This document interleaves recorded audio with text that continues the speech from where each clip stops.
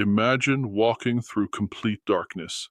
No flashlight, no moon, no idea where you are. You reach forward and find nothing. You look around and see nothing. Then suddenly, someone appears and says, "Follow me." Not because they know where the light is, but because they are the light. That sounds impossible. Yet in John chapter 8, Jesus stood in the middle of the temple and made one of the boldest statements ever spoken. A statement so powerful that the religious leaders immediately challenged him. Today we are stepping into John chapter 8, verses 12 through 20, to discover what Jesus really meant when he said, "I am the light of the world," and what that means for us today. Imagine being there.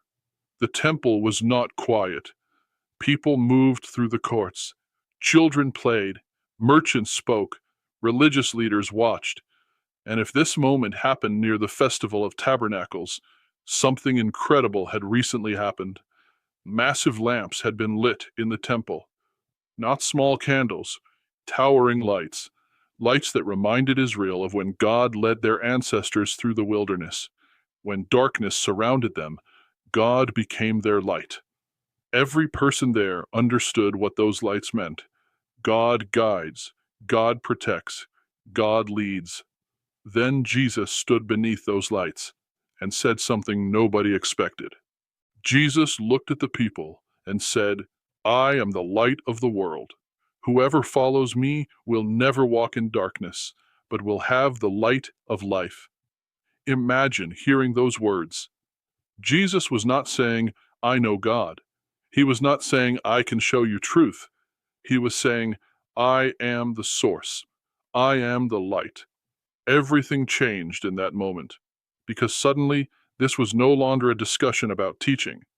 This became a question of identity. Who is Jesus? Immediately, the Pharisees pushed back.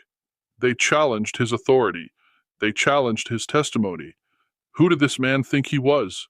To them, this sounded impossible. No man could make this claim.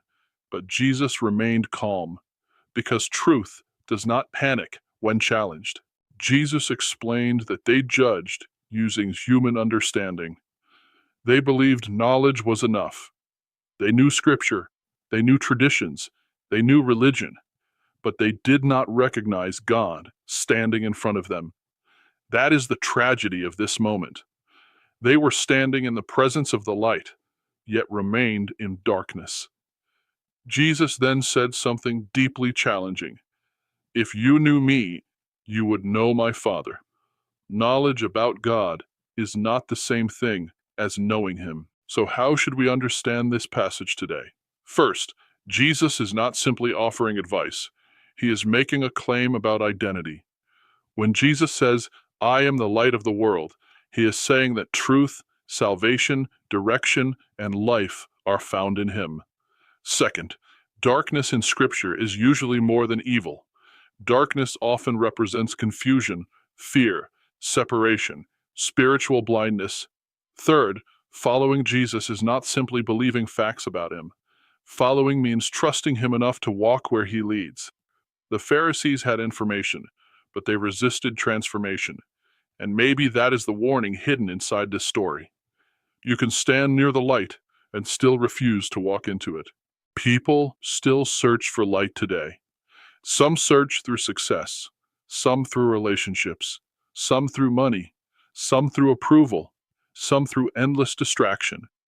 But none of those things were designed to become our source. Jesus does not simply offer another option. He offers direction, hope, truth, and life. The question is not, does light exist? The question is, will we follow it? John chapter 8 reminds us that Jesus never claimed to simply point toward the light. He claimed to be a light. And every person must decide what to do with that invitation.